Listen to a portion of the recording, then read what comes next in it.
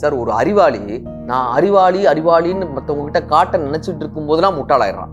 ஒரு முட்டாள் தான் முட்டாள் என்பதை உணர்ந்து கற்றுக்கொள்ள வேண்டும் என்று நினைக்கும் பொழுதெல்லாம் அறிவாளி ஆகி கொண்டிருக்கிறான்னு சொல்லுவாங்க. சில பேர் சார் நமக்கு தெரிஞ்சு வச்சுன்றதுக்காக எதையாவது ஒன்று பேசிட்டே இருப்பாங்களே தவிர இது ஏன் பண்றோம், இது எதுக்காக பண்றோம்னு உணர்ந்து பண்றாங்க நான் தெரியாது. வி.கே. ராமசாமி அவர்கள் சாண்டில்யன் அவர்களை கூட்டிட்டு ஒரு கல்யாணத்துக்கு போயிருக்காரு. இந்த கல்யாணம் பேசிக்கிட்டே இருக்காங்க, திடீர்னு பார்த்தா கல்யாணம் நின்றுச்சுப்பான்றாங்க. ஏன் நின்றுச்சுன்னா இவங்க வேற சாதியா அவங்க வேற சாதியா, அது இப்போதான் தெரிஞ்சுச்சாங்க. என்னப்பா வேற வேற சாதின்னு கேட்குறாங்க. இவங்க ரெட்டை மாட்டு வாணிபர்களாம், இவங்க ஒத்த மாட்டு வாணிபர்களாம், அதனால கல்யாணத்தை நிப்பாட்டிட்டாங்க. சாண்டில்யன் கூப்பிடுறாரு, இங்க வாங்க, பொண்ணோட அப்பா அம்மா கூப்பிட்டாரு, பையனோட அப்பா அம்மா கூப்பிட்டாரு. என்ன பிரச்சனை?